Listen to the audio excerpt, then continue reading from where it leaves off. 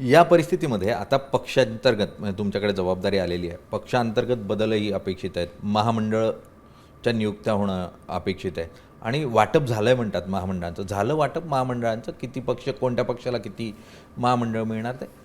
नाही, खरं तर या संदर्भातल्या जी माहितीची एकत्र जे बैठका होता त्या बैठकीचा भाग म्हणजे मी कार्याध्यक्ष ज्यावेळेला होतो तेव्हापासून मी असं आता अध्यक्ष म्हणून मी सुद्धा आहे. माहितीने त्या संदर्भातली एक टीम तयार केलेली आहे.